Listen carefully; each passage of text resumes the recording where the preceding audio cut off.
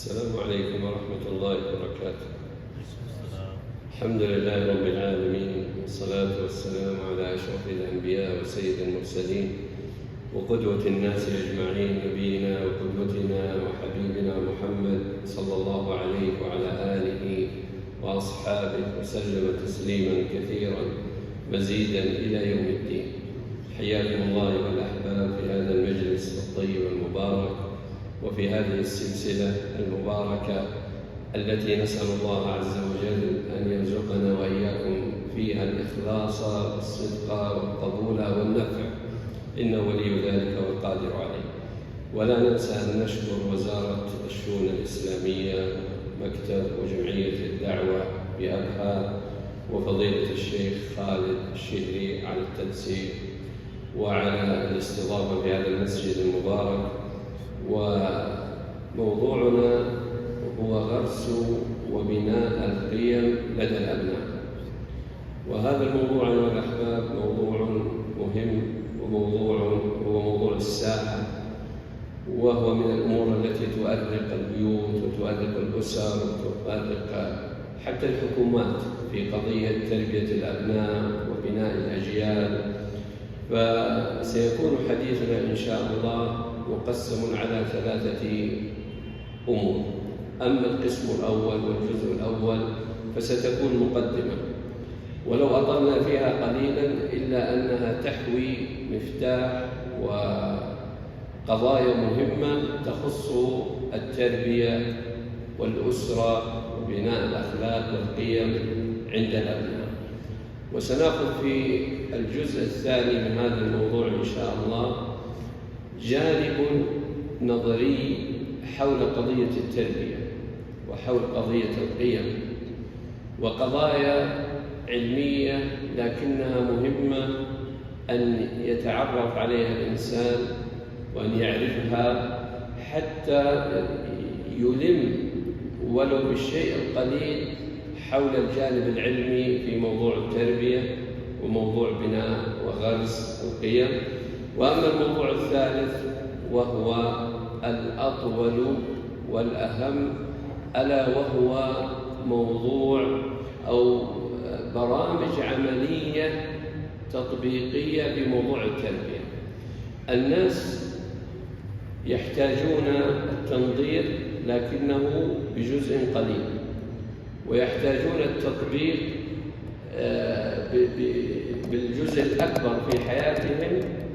لذلك سيكون جل حديثنا عن مواضيع تطبيقية في قضايا التربية، ونأخذ أمثلة حول ما نحن نعيشه في زماننا الحاضر. نقول بسم الله الرحمن الرحيم. أولا، نعمة الأبناء نعمة عظيمة من نعم الله عز وجل على الإنسان، والله عز وجل من سننه الكونية أن أي نعمة ينعم بها على الإنسان فإنه يطلبه شكر هذه النعمة. وشكر نعمة الأبناء هي الإحسان إليهم وتربيتهم التربية الصالحة. لذلك كثير من الناس لا يشعر بهذه النعمة ولا يقابلها بالشكر الذي يطلبه الله عز وجل منا. الأمر الذي يليه أن صلاح الأبناء أمنية لكل إنسان. حينما تسمع الناس في مجالسهم ومنتدياتهم الكل يشكو والكل يبث أشجان حول أبنائه وبناته وما يتمنى أن يكونوا عليه وما يعانيه في قضايا التربية. لذلك الأبناء وصلاحهم أمنية كبيرة يتمناها الآباء والأمهات، فتستحق هذه القضية أن تناقش وأن تطرح وأن يستفيض فيها الحديث لما لهؤلاء الأبناء من مكانة في قلوبنا حينما يصلحهم الله عز وجل. كذلك أيها الأحباب أن صلاح الأبناء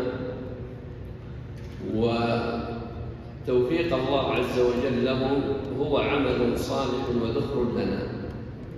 يعني تتصور أن ابنك هذا الابن، ونحن إذا قلنا أبناء فالمقصود بها أيها الأحباب مصطلح نتفق عليه أنه في اللغة العربية المقصود به الأولاد والبنات. إذا قلنا الأبناء فيشمل الجميع. فالأبناء هم ذخر لك وهم عمل صالح، فإذا أصلحهم الله عز وجل فهم في ميزان حسناتك بإذن الله جل وعلا لمن كان نيته صالحة. يقول النبي صلى الله عليه وسلم: إذا مات ابن آدم انقطع عمله إلا من ثلاث، قال: أو ولد صالح يدعو له.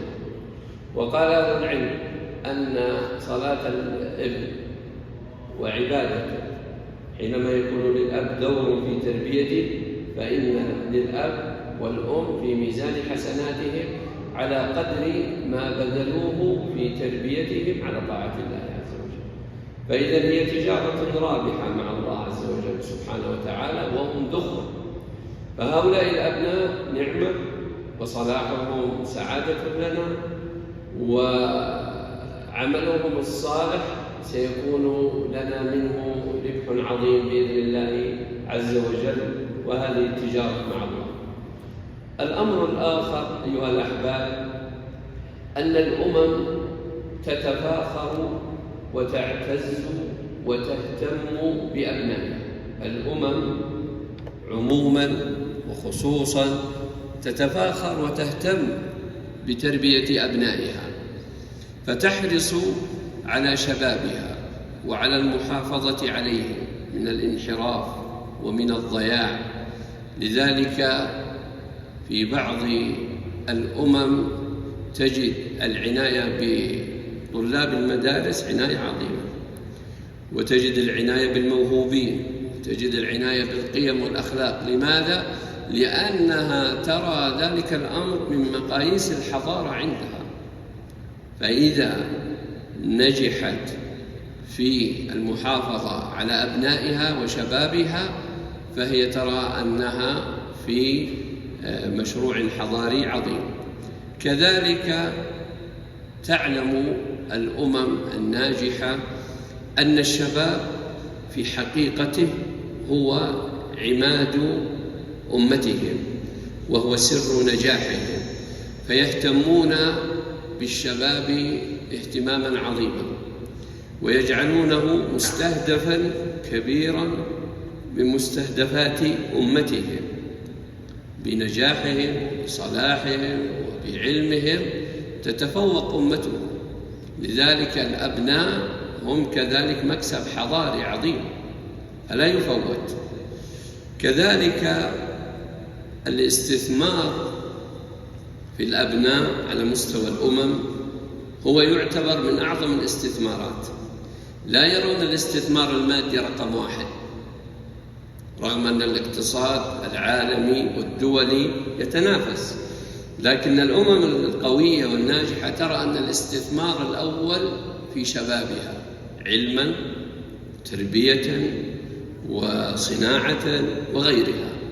إذن حديثنا حديث عن موضوع مهم جدا تتسابق عليه الأمم وليس فقط الأسر. لذلك نسأل الله عز وجل أن يصلح شباب المسلمين وأن يحفظهم وأن يجعلهم ذخرا لأمتهم. الأسرة المسلمة هي نواة المجتمع المسلم، والأسرة المسلمة تتكون بالزواج. حينما يتزوج رجل بامرأة تبدأ هذه الأسرة المسلمة وتتكون. من مطالب الزواج الشرعي ومن أهدافه ومقاصده إنجاب الأبناء. لذلك هي قضية شرعية ومستهدف أخلاقي، والله عز وجل سبحانه وتعالى جعل طلب الولد أمر شرعي. ثانيا أو أيضا من أهم وظائف الأسرة المسلمة تربية الأبناء، وهذه قضية مهمة لابد أن تستوعب. الأسرة المسلمة من أهم قضاياها تربية الأبناء. لذلك حينما يحصل خلط عند الآباء والأمهات في الأولويات، فتجد الأب يجتهد في طلب الرزق وأن يبني وأن يهيئ لهذه الأسرة من المال والبناء وغيرها، هذا هدف صحيح، لكن هناك أهداف أهم من ذلك، ألا وهي تربية الأبناء.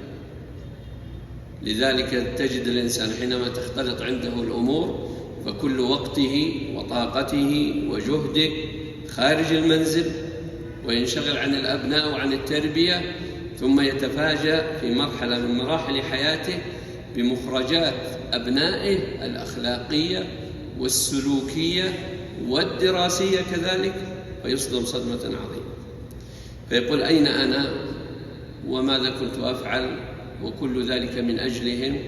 لذلك الأسرة أيها الأحباب في قضية التربية تحمل على عاتقها حملا عظيما حول قضية التربية. ثم أن نجاح الأسرة ومعيار نجاح الأسر، صدقوني يا إخوان ولعلكم توافقونني، ليس بالمكتسبات المالية أو الجاه والمنصب الذي وصلت له الأسرة، إنما معايير النجاح الحقيقي هو نجاح الأبناء وتربية الأبناء وصلاح الأبناء وتوفيق الله عز وجل لهؤلاء الأبناء. لذلك هذه القضية هي جزء من القضايا المهمة التي ينبغي للأسرة أن تهتم بها.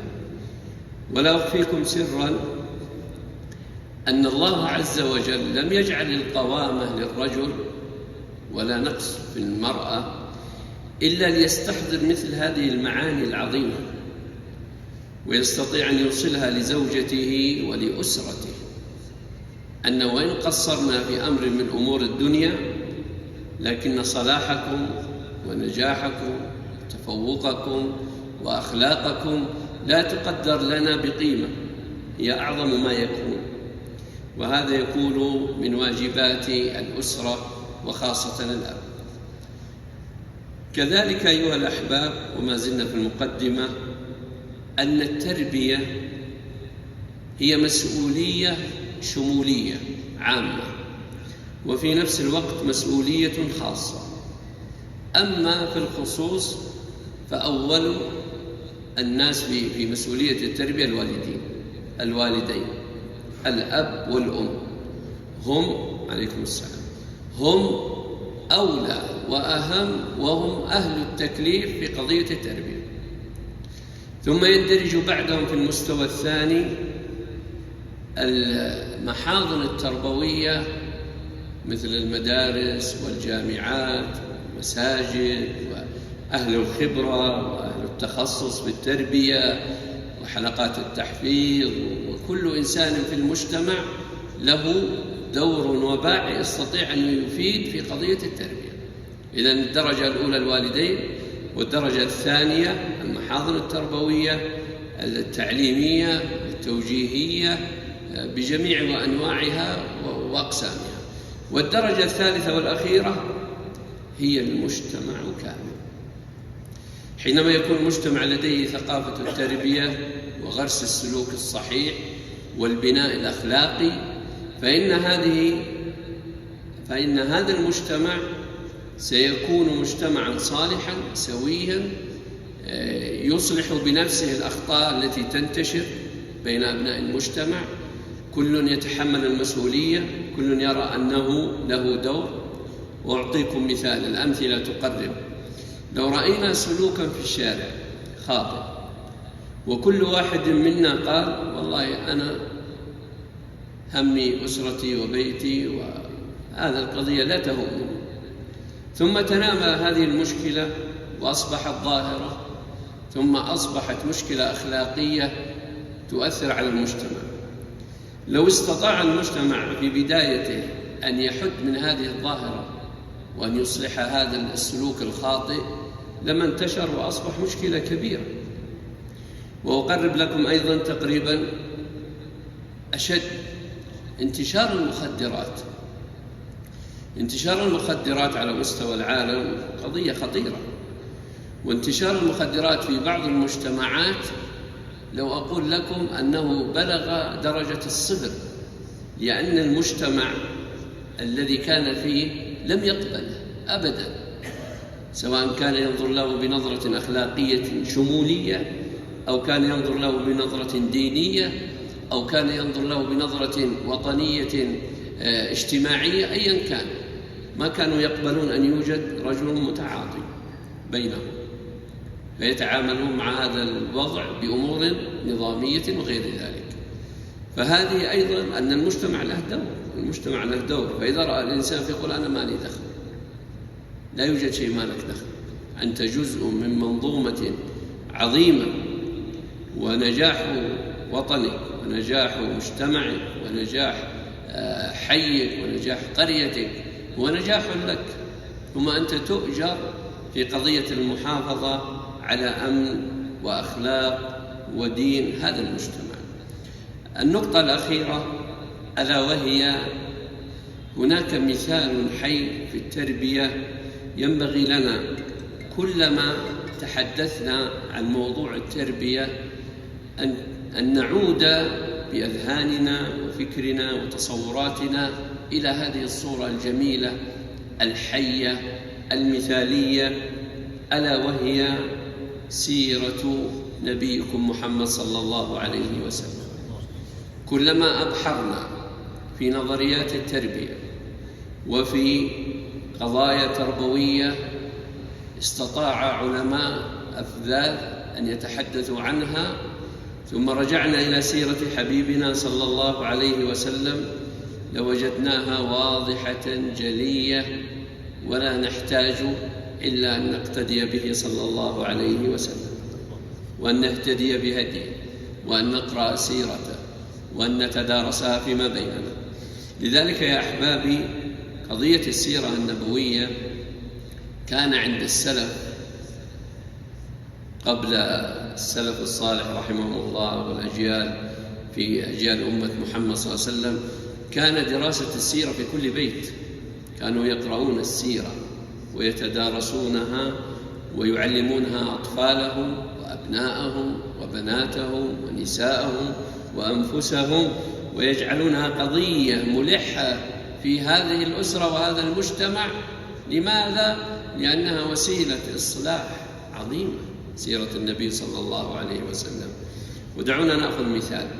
لو تحدثنا عن قضية بر الوالدين، أو عن قضية الرحمة والتعامل الحسن مع الآخرين، ونحن نقرأ في سيرته صلى الله عليه وسلم ونرى أروع الأمثلة في تعامله بأبي هو وأمي صلى الله عليه وسلم مع الناس ومع المخالفين له ومع أعدائه صلى الله عليه وسلم ومع أحبابه ومع أصحابه، لوجدنا أنها مدرسة تربوية عظيمة تكفينا عن كثير من الأساليب التي سنتحدث عنها حول كيف نربي أبناءنا.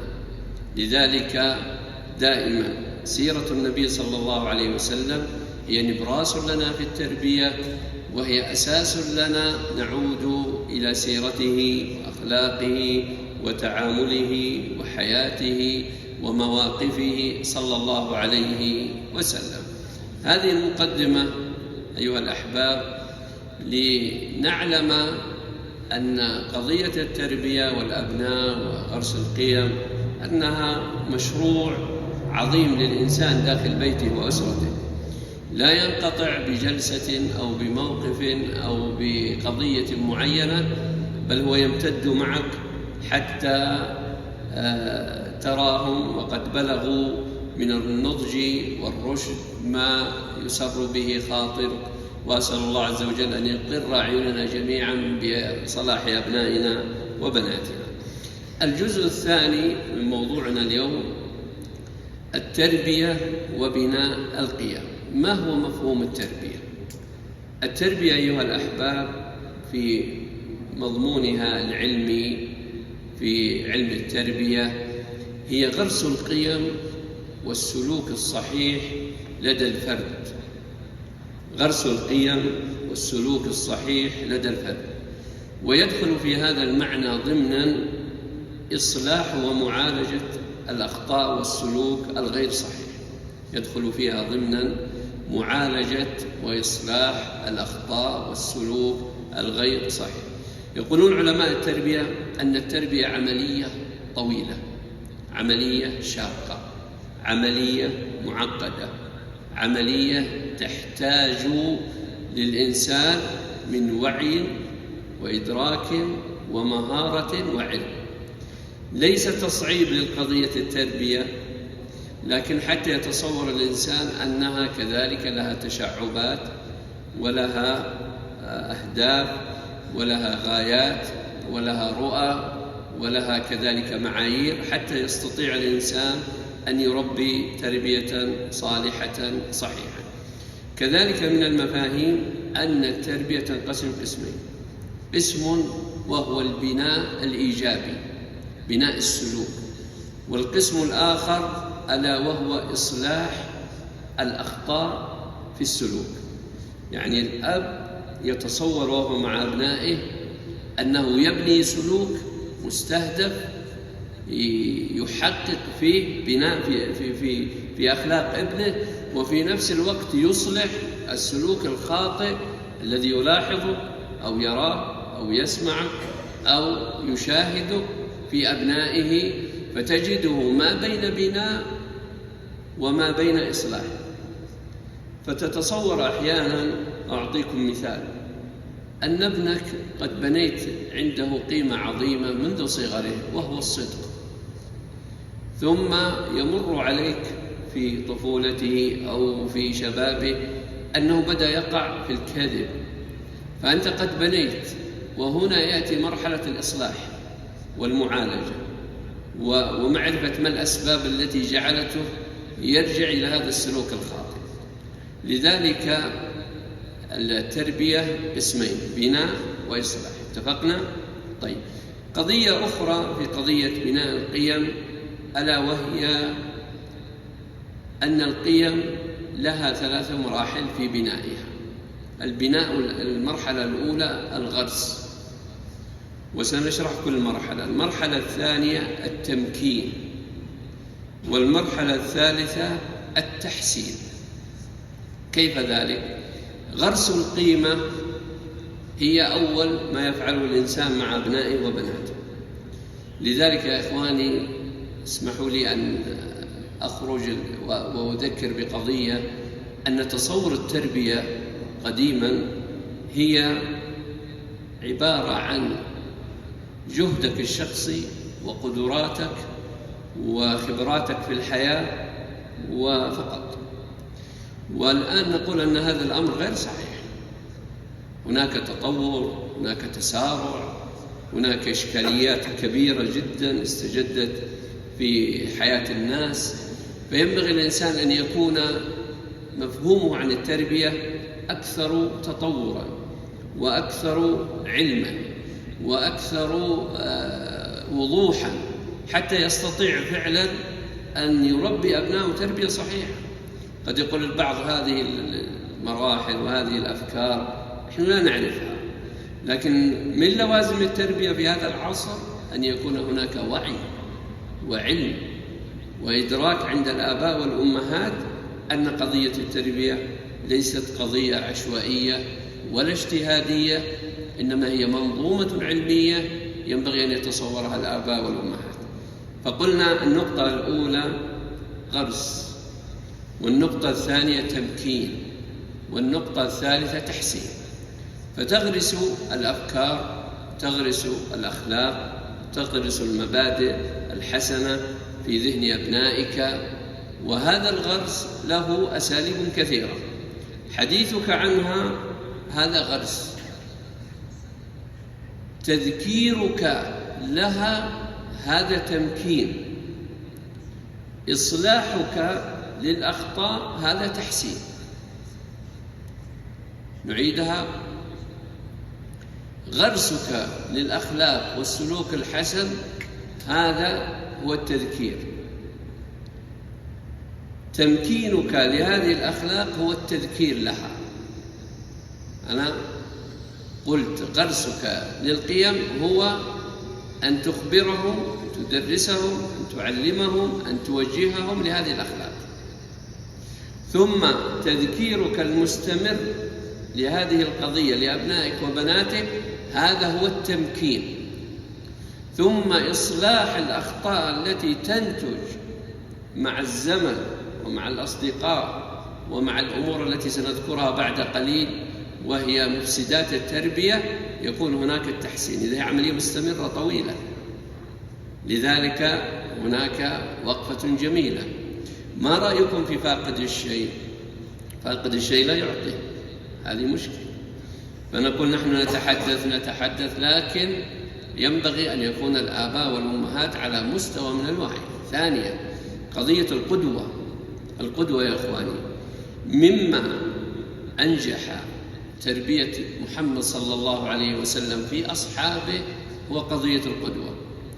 النبي صلى الله عليه وسلم كانوا يرونه مثالا في الخلق الحسن، مثالا في الصدق، مثالا في التعامل، فأحبوه وأحبوا أخلاقه وسلوكه صلى الله عليه وسلم، وآمنوا بما يدعو إليه بأبيه وأمي صلى الله عليه وسلم.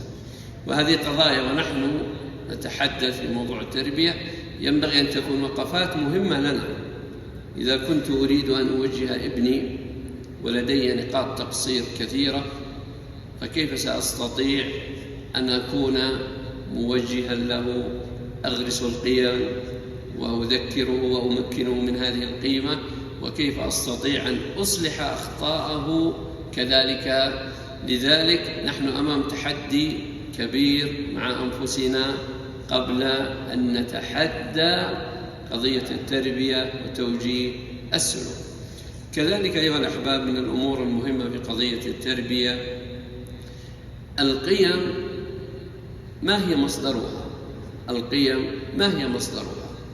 مصدرها الحقيقي هو كتاب الله عز وجل وسنة محمد صلى الله عليه وسلم، واجتهاد وسيرة علماء الأمة الأفاضل الكرام. لذلك لنا أصل أصيل نعود له في تقييم ومقياس القيم ومعرفتها. لذلك المجتمع الإسلامي لا ينقصه قيم، إنما ينقصه تطبيق هذه القيم في حياته. لذلك المستشرقين حينما يقرؤون في تفسير القرآن، سيرة النبي صلى الله عليه وسلم، وفي سنته وأحاديثه، يعجبون عجبا كبيرا أن هذا المنهج العظيم القويم بين يدي المسلمين ولم يستفيدوا منه ولم يطبقوه في حياتهم. لذلك كل القيم التي يدعى إليها أو يقال عنها فهي موجودة في ديننا، لا ينقصنا إلا أن نتمثل بها. كذلك أركان التربية 3: المربي والمتربي والمنهج. المربي والمتربي والمنهج. أما المربي فهو الأب والأم والمدرس والمعلم والأخ والأخت وإمام المسجد وخطيبه، وكل من له مساهمة في بناء وغرس القيم أيا كان، متخصص أو غير متخصص، هذا نسميه مربي. والمربي كما ذكرت لابد أن يكون فيه صفات: أولها العلم، ثانيها التطبيق والقدوة، ثالثها المهارة، أن يملك مهارة في غرس هذه القيم وهذه الأخلاق في سلوك الأبناء والمجتمع. أما المتربي يحتاج أولا أن نعرف مراحل النمو عنه، وأن لكل مرحلة صفات من خلالها نستطيع أن نصل إليه. كنا قديما نقول أطفال أو شباب، ولا نفرق بين العمر 2 و4 سنوات و6 سنوات و8 سنوات و10 سنوات.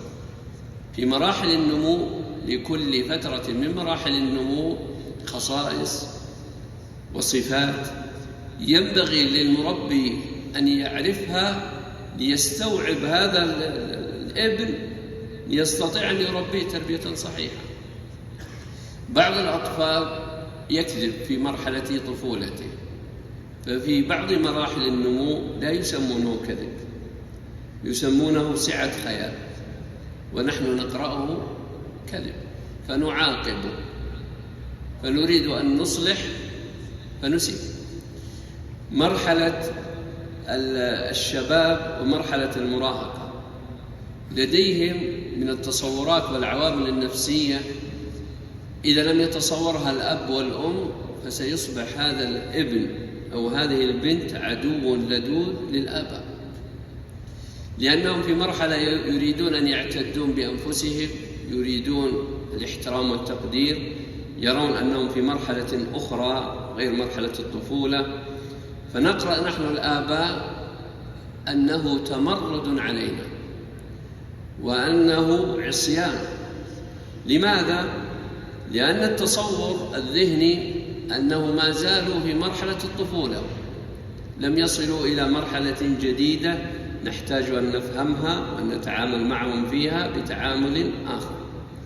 لذلك النبي صلى الله عليه وسلم في مرحلة الشباب كان يتعامل مع شباب الصحابة كرجال، وكان النبي صلى الله عليه وسلم يكلفهم، وكان النبي صلى الله عليه وسلم يشجعهم، بل لم يكن يرد بعضهم صلى الله عليه وسلم من الحضور في معارك المسلمين، بل كان بعضهم يبكي عمره 15 سنة لأن النبي صلى الله عليه وسلم استبعده عن معركة من معارك المسلمين.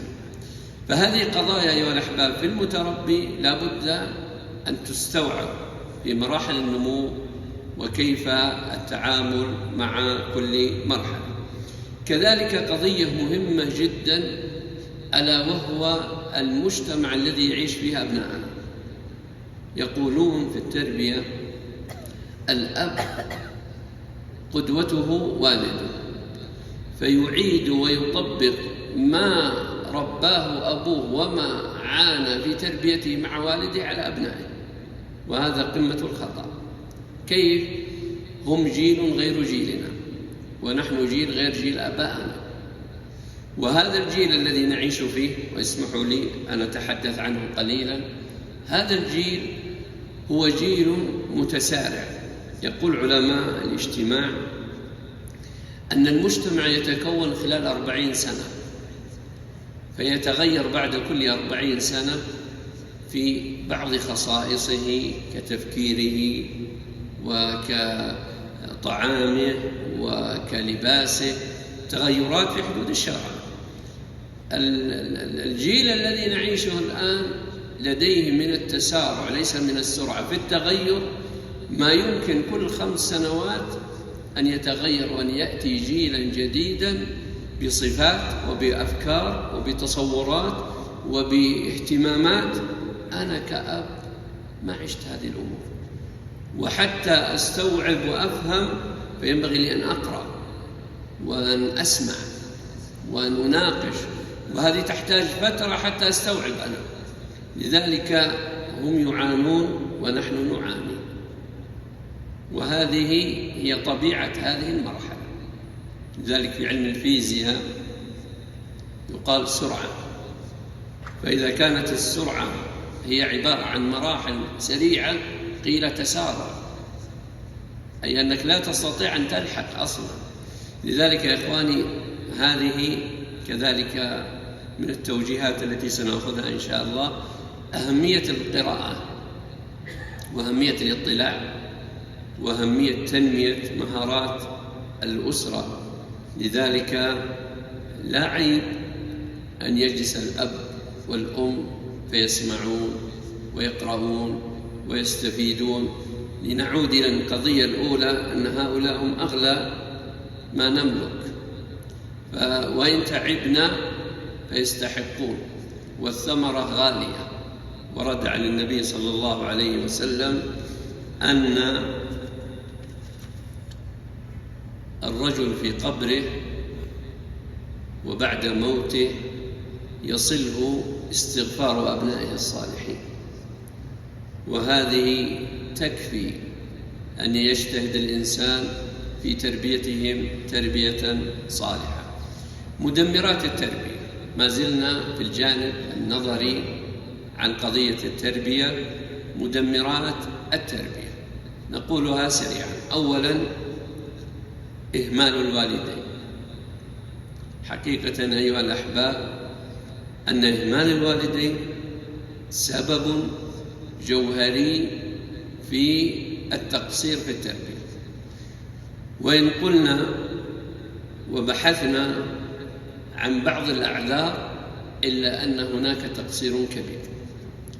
قد لا يكون أنت، لكن هناك على مستوى المجتمع هناك تقصير كبير في تربية الأبناء والاهتمام بهم. ثانيا، الصحبة السيئة. إنك تبني من الأخلاق والسلوك لأبنائك الشيء الكبير، فيجتمع الصحبة السيئة فيهدمون ما قد بنيت في سنوات، في ليلة أو ليلتين. لذلك الصحبة السيئة وترك الأبناء مع صحبة لا تعرف من هم ولا تحذره منهم، هنا مشكلة كبيرة. وقد يقول البعض قد لا يستجيبون لنا، وهذا واقع، لكن فعلا أن الصحبة السيئة هي من مدمرات الأخلاق والتربية. ثالثا، ضعف المقاومة الأخلاقية للمجتمع. ضعف المقاومة الأخلاقية للمجتمع. كيف ذلك؟ قديما كان إذا أخطأ أحدنا أبوه يعاقب، عمه يعاقب، خاله يعاقبه، جاره يعاقبه، مدرسه يخاف ويستحي ويرتعب أن يقابله في الشارع. كل هذه الأمور كانت منظومة متكاملة، يعني يقال عيب، خطأ، لا ينبغي. لذلك كان للمجتمع قوة تربوية ليست سهلة. ضعف المقاومة المجتمعية للسلوك الخاطئ هنا مشكلة. أعطيكم بعض الأمثلة وأنا أريد أن أختصر. لو رأينا بعض الممارسات من الشباب وفقهم الله وأصلح قلوبهم، مثل استخدام السلاسل في صدورهم أو الأساور في أيديهم، وهذا مثال يعني. فكم نواجه أنا وأنتم في المطاعم وفي الحدائق وأحيانا والله في المساجد، ولا أحد منا يقول لهم يا شباب هذا ما ينبغي، وفي هذا السلوك من الأخطاء كذا وكذا، فيه تشبه، وأنتم رجال، والمسلم يحرص على ألا يتشبه بغير المسلم، وهكذا.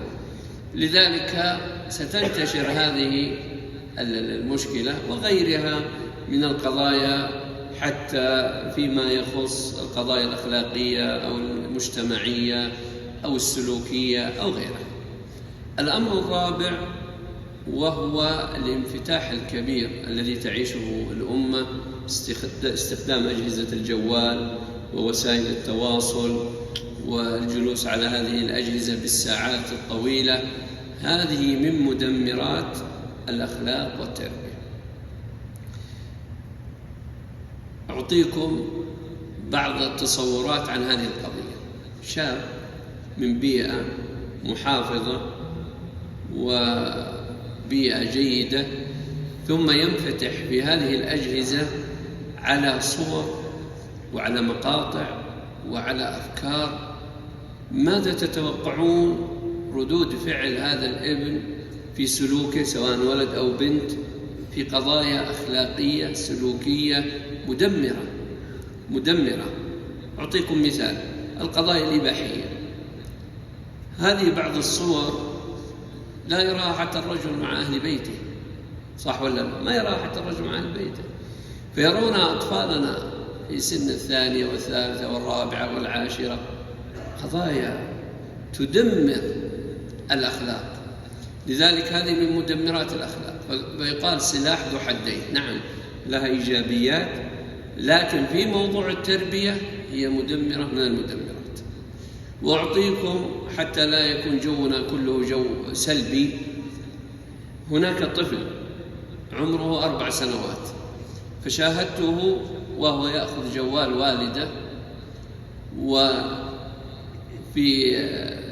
برنامج جوجل اليوتيوب هناك خاصية الصوت، ينطق بالصوت فيلم كرتون ثم يخرج له مباشرة. فكان يقول هذا الطفل 4 سنوات يقول اسم الفيلم ثم يقول بدون موسيقى. انظروا هذه التربية. نحن نشتكي، لكن هناك أيضا جوانب إيجابية. هذا سلوك غرس ثم مكن ثم يصحح مع الوقت. لذلك يا الأحباب هذه المدمرات أمرها خطير وأمرها جلل، ويحتاج الإنسان فعلا منا كآباء كذلك الأخوات الأمهات اللاتي يسمعن أن تكون الصورة عندهم واضحة. أولا إهمال الوالدين، ينبغي تصحيح هذا. ثانيا الصحبة السيئة. ثالثا ضعف المقاومة الأخلاقية للمجتمع. كل واحد منا عليه واجب نحو مجتمعه، نحو حيه، نحو وطنه، نحو بلده، نحو أمته. فهذا الجانب. رابعا وسنتحدث عنه في البرامج العملية، ألا وهي وسائل التواصل وهذه الأجهزة التي دمرت جزءا كبير في أبنائنا. هل سمعتم بشيء اسمه إدمان أجهزة إلكترونية وإدمان جوالات؟ أصبحت في منظمة الصحة العالمية مرض مدرج ضمن الأمراض العالمية. نسأل الله يصلح شبابنا وشباب المسلمين. ننتهي الآن من هذا الجزء الثاني وأطلت فيه، وهو الجانب النظري، لكن فيه بعض المعلومات الجيدة التي تفيدكم من تعريف التربية وأنواع القيم، وكيف يبني الإنسان القيمة غرسا ثم تمكينا ثم تنشيطا وتصحيحا لهذه القيمة. نأخذ البرامج المقترحة لغرس القيم والتربية الصالحة لأبنائنا، لأن قلنا أن الجانب النظري مهم، لكن الجانب التطبيقي العملي هو الأهم، وهي عبارة عن قضايا اجتهادية تصب كلها في موضوع التربية واستصلاح الأبناء، ومنها استصلاح الجيل. أولا أيها الأحباب، البناء المعرفي لدى الآباء والأمهات. هذا برنامج عملي ينبغي لكل أب ولكل أسرة أن تهتم به. لا بد أن يكون هناك جانب في القراءة، وجانب في السماع، وجانب في الاستشارة، وجانب في المدارسة، وأن يكون في مجالسنا في منتدياتنا نقاش حول تربية أبنائنا وتربية بناتنا، فيعرض كل واحد منا مشكلته مع ابنه، فيسمع تجربة أخرى فيستفيد ويفيد. حتى في مقاطع وسائل التواصل من كان منكم مهتما بها، فما أن يسمع شيئا جيدا ومقطعا جيدا فيسجله وينشره. فينبغي أن يكون لدينا من البناء المعرفي الشيء الكبير الذي يخص التربية على المستوى الشخصي، مهم جدا. في طبائع الناس يختلفون، شخص يحب يقرأ، وشخص يحب يسمع، وشخص يحب يناقش، كل على حسب ميوله وقدرته وما يحب وما يستأنس به. وبعضهم يحب فلان فيستمع له، ويحب أن يقرأ الكتاب الفلاني. الشاهد والمهم أن نهتم بالبناء المعرفي اهتماما كبيرا من اليوم. في مجلس من المجالس وكان فيه مجموعة من المثقفين وبعض المتخصصين، فسأل أحدهم سؤال، قال: أريد كل واحد منا أن يخبرنا بآخر كتاب قرأه عن تربية الأبناء. فلم يخرج من ذلك المجلس شخص قد قرأ كتاب عن تربية الأبناء. إذن نحن نعلق مشاكل التربية وأخطاء التربية وجزء كبير على عواتقنا نحن، وليس فقط الآباء بل كذلك المربين، المعلمين، الأئمة، لأنهم هم واجهة كذلك للتوجيه في مجتمعاتهم وفقهم الله، خطباء المساجد وغيرهم. البرنامج الثاني أيها الأحباب ألا وهو التوجيه المستمر المتواصل المنظم في تربية الأبناء.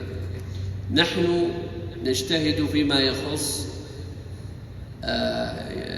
معالجة الأخطاء، أما أن أفكر هذا الأسبوع أن أختار قيمة معينة وأن أدرسها أبنائي، أتحدث معهم فيها، أحاورهم وأناقشهم، أستشهد بحديث، أخبرهم عن سيرة النبي صلى الله عليه وسلم، أتحدث معهم في تطبيق عملي كيف يكون سواء في تعامل أو في سلوك أو في أخلاق.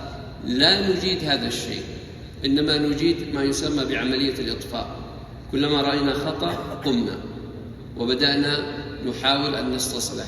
بل رأيت من الآباء من يبكي حينما رأى من ابنه سلوكا معينا، والمشكلة أن لا نعطي ونريد ألا يخطئون، غرس وتمكين واستصلاح ومتابعة.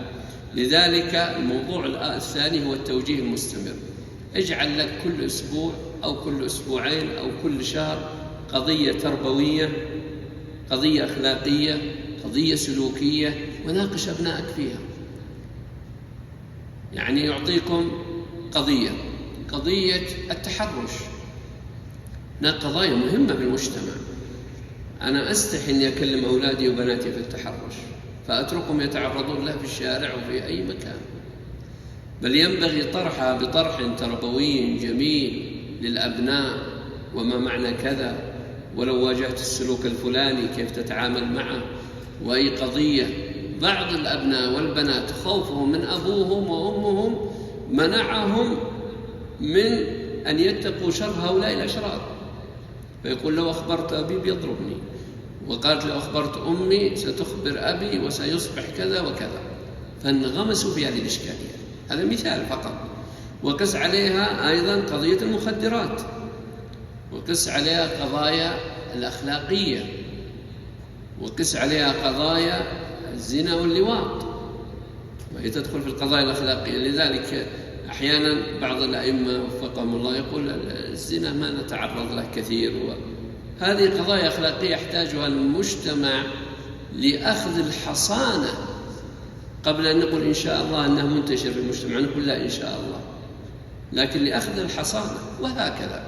إذن القضية الأولى البناء المعرفي لنا، والقضية الثانية التوجيه المستمر المرتب المنظم لأبنائنا أخلاقيا وسلوكيا. وأبشركم بشارة أن هؤلاء الأبناء الذين توجهونهم أن لهم دائرة تأثير حتى في مدارسهم. يخبرني أحد المعلمين يقول عندنا ابن هذا نسميه أستاذنا في المدرسة، كل فترة يأتينا بأخلاق وبتوجيه وبسلوك من بيته، فيؤثر فينا نحن المدرسين، ولسنا نحن وليس الأبناء الطلاب.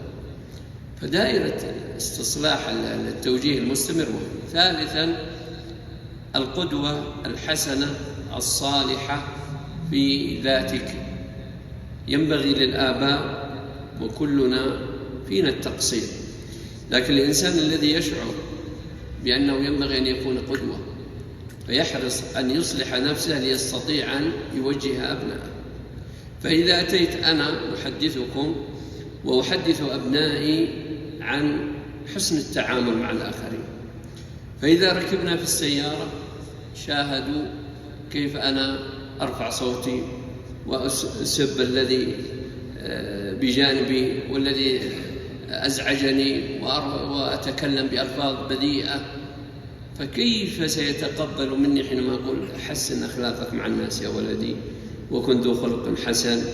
لذلك مقام القدوة هو مفتاح التربية، وهو طريق أيضا لنستصلح أنفسنا.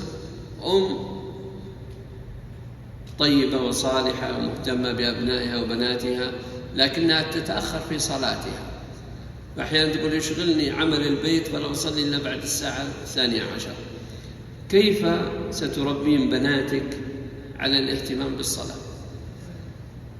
ينبغي أن تكونين قدوة. إذا سمعت الأذان فتتوضئين وتلبسين حجابك وتأخذين بناتك بجوارك وتصلين أنت وهم. هذا هو مقام القدوة. كذلك الأب، والموضوع يتسع في ضرب الأمثلة، لكن فعلا أن نصلح من أنفسنا ليصلح الله عز وجل لنا أبنائنا.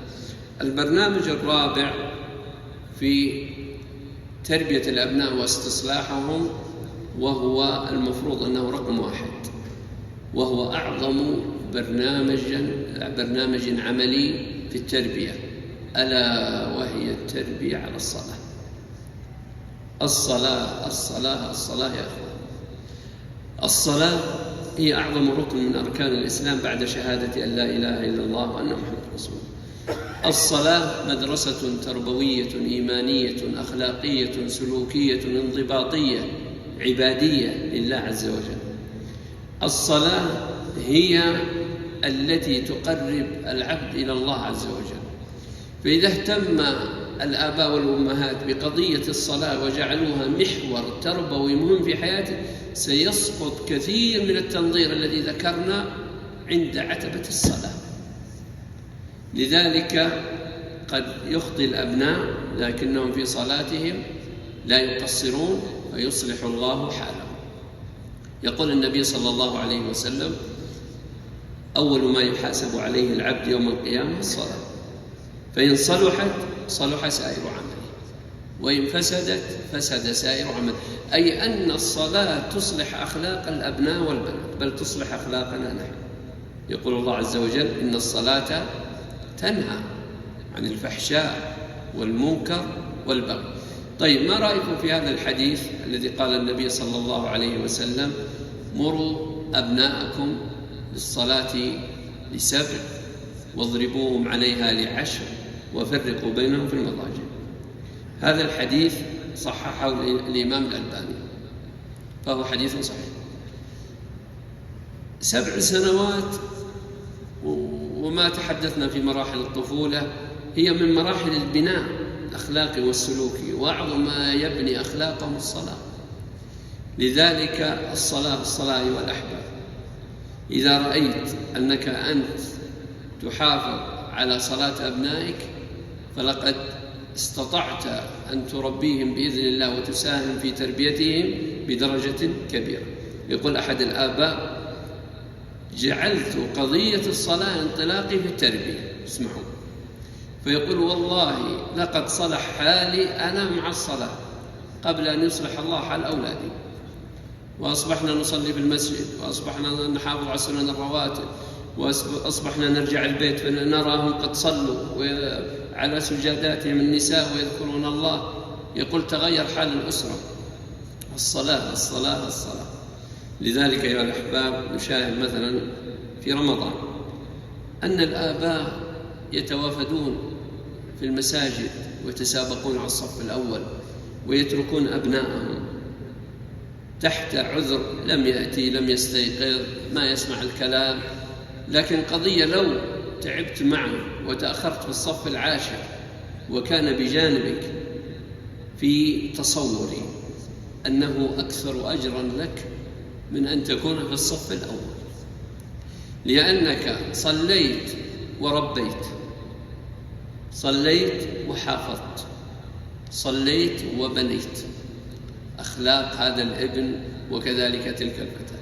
يقول العلماء: الذي يحافظ على الصلاة فلا تخشى عليه، حتى وإن انحرف في بعض أخلاقه فستعيده الصلاة بإذن الله عز وجل.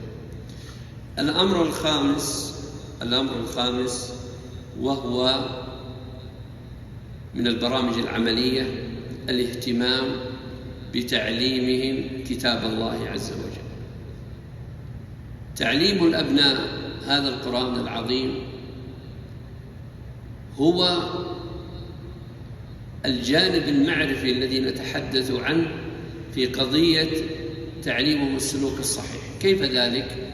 القرآن هداية، القرآن أخلاق، القرآن توفيق، القرآن تطبيق عملي. سئلت عائشة رضي الله عنها عن أخلاق النبي صلى الله عليه وسلم.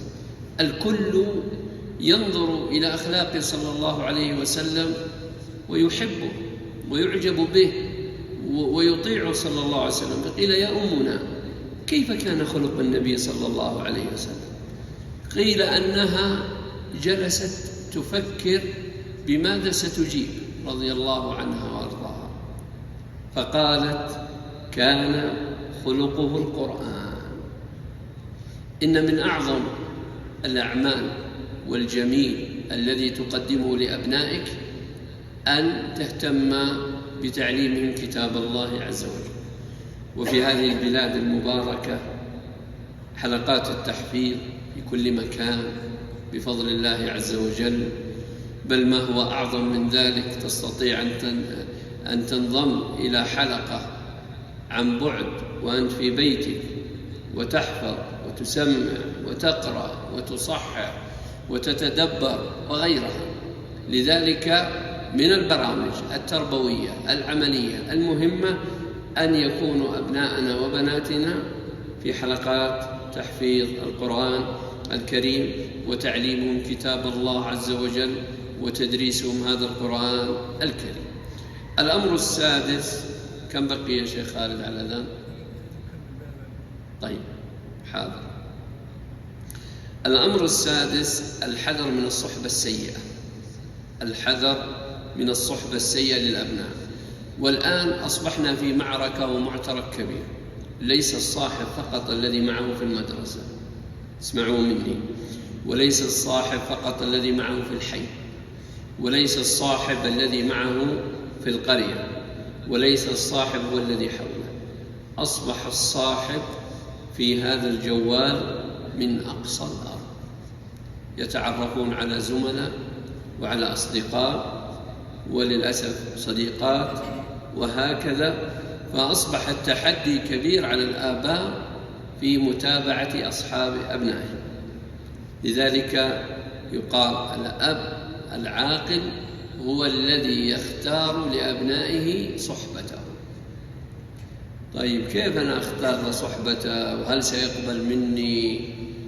أحيانا أن تقترن أسرتك بأسرة فيها من أطفال في عمر أبنائك، هذه صحبة، أن تفرض عليهم هذه الصحبة، أن يكونوا في محاضن تربوية مثل القرآن، مثل الأندية الطلابية الجيدة، مثل الأندية الرياضية التي فيها ثقات كذلك.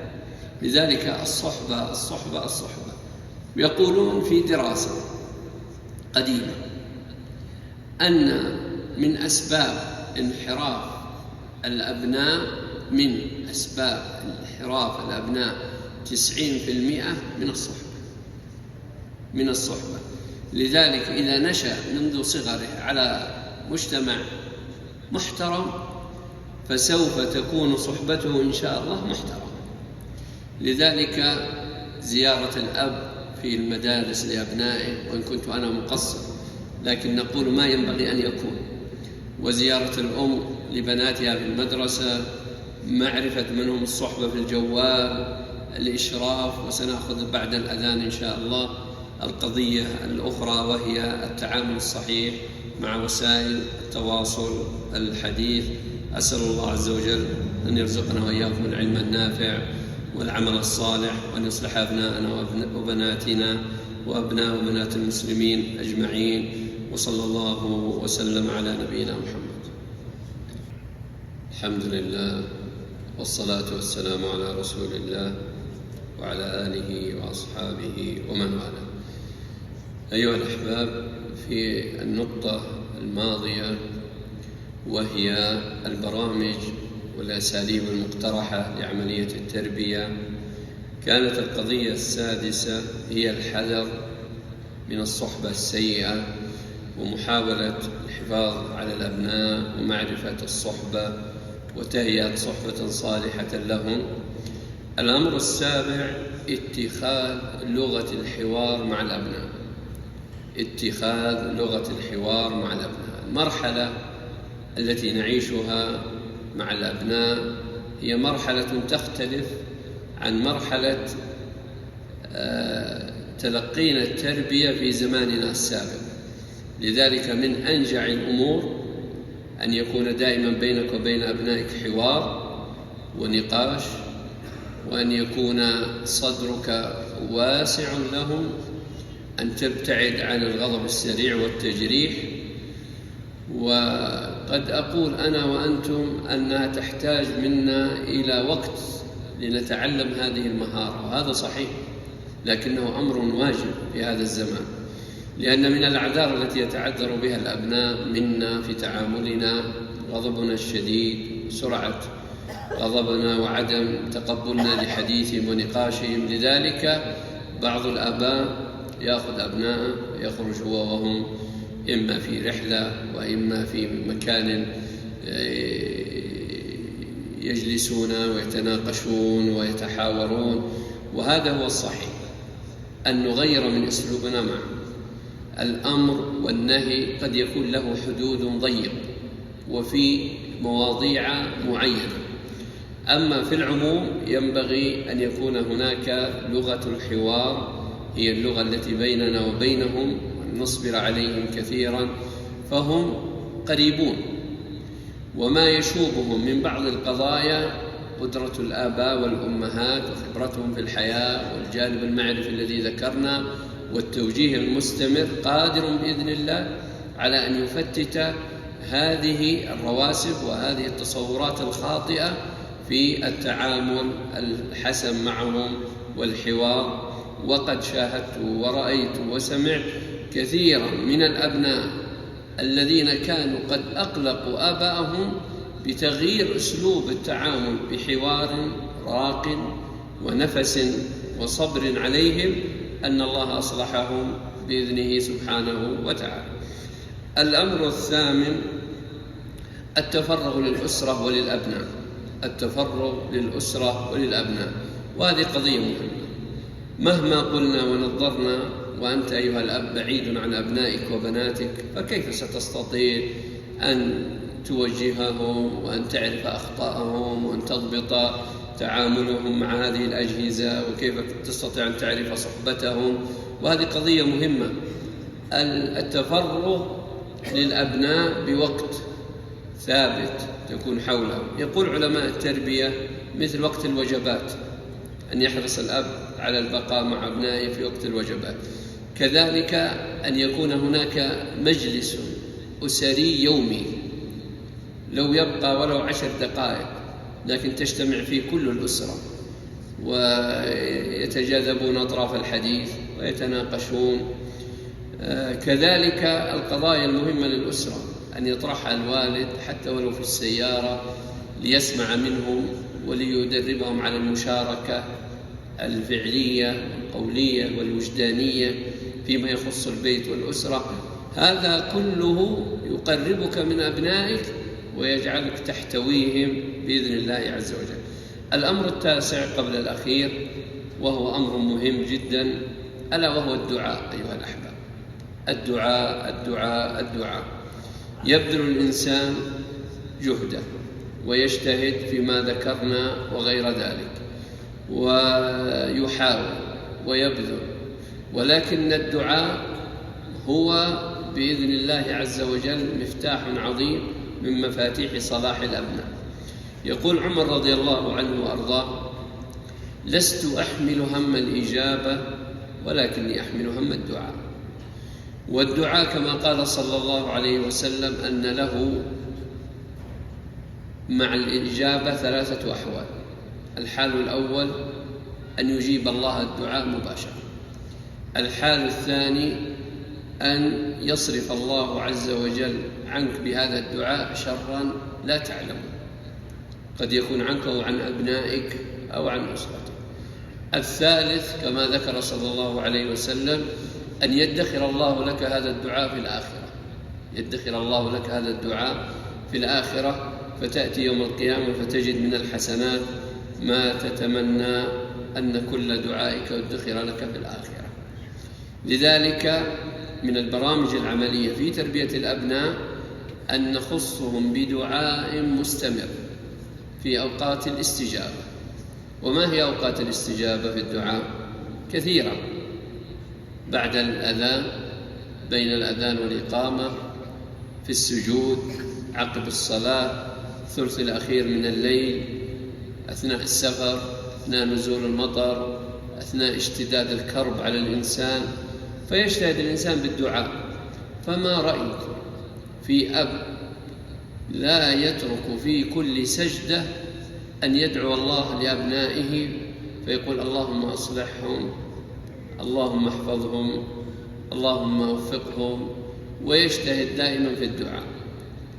فبإذن الله جل وعلا، ولا نتآلى على الله، أن الله سبحانه وتعالى يستجيب الدعاء، لأن من أسباب إجابة الدعاء الإلحاح على الله بالدعاء.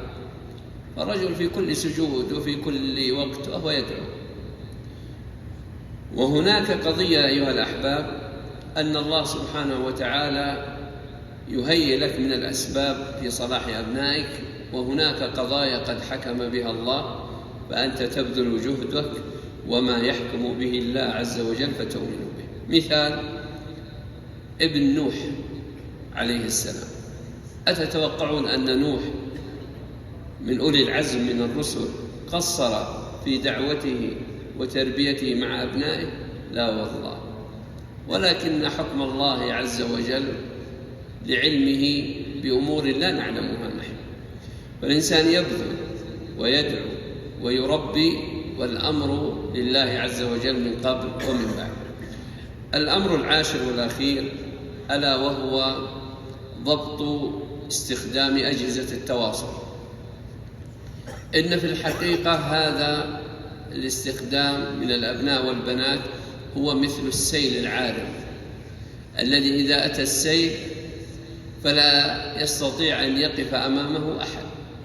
وهذا الانفتاح العالمي الكبير وهذا الاستخدام وسائل التواصل أمر أكبر منا جميعا، بل أكبر من الدول. لذلك من أعظم الوسائل في توجيه هذا الأمر هو التنبيه والمتابعة والتوجيه. لو قلنا الحرمان فلم يعد هذا وقته ولا زمان، لكن حسن التوجيه وما يسمى بالمناعة قبل استخدامه، هذه كلها تعين بإذن الله في استصلاح أبنائنا في استخدام هذه الأجهزة. فكلما ربى الأب والأم بقضايا تربوية مهمة أخلاقية تطرقوا إلى استخدام هذا الجوال. فأعطيكم من القضايا. أولا الجانب الصحي، هناك إشكالية في الجانب الصحي نحن لا نشعر بها والله، على أعينهم، على أعصابهم، على قدرتهم في التفكير، على نفسياتهم، أمراض نفسية، على العزلة التي يعيشونها مع الأجهزة. فهناك قضايا كثيرة بما أني أنا تصورتها فينبغي لي أن أربيهم على هذه القضايا، أن أطلعهم عليها. فلربما يأتي الابن فيقول يا أبي والله أنا معك أستخدم هذا الجهاز. لماذا؟ قرأت معك وسمعت معك وشاهدت معك أنه خطير على صحتي. هذه مثلا قضية الانحرافات السلوكية التي وقع فيها بعض من استخدمها، حينما نوجههم الحذر، تشاهد كذا، تسمع كذا، تتواصل مع كذا، ويشاهد قضايا منتشرة واقعية فيكون عنده مناعة شخصية ويقول فعلا أنا تعرضت لمثل ما تعرض له فلان وفلان، ولكني حينما رأيت هذا المنظر لمشاهدة، لأن هناك مناعة مسبقة في قضية التوجيه. كذلك يا أحبابي في قضية أوقات استخدامه، هذه قضية مهمة جدا. أنت أيها الأب المبارك والأخت المباركة لو فلت لنفسك العناء وبقيت تشاهد كما تشاء لما كفاك ساعة ولا 10 ساعات ولا 15 ساعة. فلا بد من وضع وقت وبرنامج للأسرة في استخدامه بساحات محددة. وقد تكلم الأطباء المتخصصون أن هناك أوقات معينة ينبغي ألا يتجاوزها الأطفال على حسب العمر، وهي موجودة، ابحثوا عنها ستجدونها. فهذه القضايا كلها لابد أن يكون هناك عند الأبناء دائرة معرفية عن هذه الأمور. ثم هناك قضية خطيرة جدا، وهي قضية ثقافة التفاهم. ينبغي أن يغرس في أبنائنا الجدية في حياتهم، وأن يعلموا أن المتابعات التي قد تفيده أن نؤيدها ونحفز لها، وأن المتابعات التي لا يخرج منها سوى الضحك والهزل والأمر الذي لا يفيد بل يبني في شخصيته بعض الحركات والسلوكيات الخاطئة أن ننبههم على هذا الجانب. في أحد المجالس كان يقول أحد الآباء: كلامك هذا في قضية طرق التعامل مع الأجهزة الذكية والتواصل نحن أولى بها قبل أطفالنا. فنقول نحن وهم أبناءنا يا أحبابي الذي في سن 6 و7 ليس مثل أبناء قديما، الآن يفهمون كثيرا والأمور لديهم وسبحان الله قدراتهم العقلية أقوى وأكبر، فسيستوعبون ما نرى وما نشاهد. كما قيل في عملية التربية عملية مستمرة، فأنت تغرس ثم تمكن تعيد هذه القضية. يعني تخيلوا، يقول لي أحد الآباء، يقول أنا كنت أشاهد في برنامج من البرامج فكان فيه بعض النساء في صور غير محتشمة، فيقول ابنتي الصغيرة تضع يدها على عيني، تقول أنت يا أبويا، تقول هذه حرام. لماذا؟ هذه مرحلة التمكين. صدقت يا بنتي، ورمى الجوال وقال استغفر الله وقومي نتوضأ ونصلي ركعتين. التربية لا يقف أمامها شيء. أسأل الله عز وجل بمنه وكرمه أن يرزقنا وإياكم صلاح الأبناء وصلاح البيت وصلاح الزوجة وصلاح الأسرة، وأن يرزقنا وإياكم العلم النافع والعمل الصالح، وأن يوفقنا وإياكم لطاعته ولإحسان التربية، وأن يجعل أبناءنا وبناتنا قرة أعين لنا، وأن يوفقهم في حياتهم، وأن يجعلهم صالحين مصلحين هداة مهتدين، وأن يحفظ وأن يصلح أبناء المسلمين أجمعين، وأن يقر أعيننا بنجاحهم في حياتهم الدنيا وفي الآخرة، وأن يثبتهم على الصلاة وعلى القرآن وعلى الأخلاق الحسنة، وأن ينفع بهم بلادهم ووطنهم وأسرهم وأمتهم، إنه ولي ذلك والقادر عليه. وأتمنى منكم أيها الأحباب أن ننتقل من جانب التنظير إلى جانب العمل. وما طرح كلام كثير، فلعل علق بالذهن بعض القضايا العملية أن يبدأ بها الإنسان من هذه الليلة في بيته. وبيض الله وجوهكم وجزاكم الله خير. هذا والله أعلم وأحكم، صلى الله وسلم على نبينا محمد. جمعية الدعوة والإرشاد وتوعية الجاليات بأبها، بالدعوة نحيا.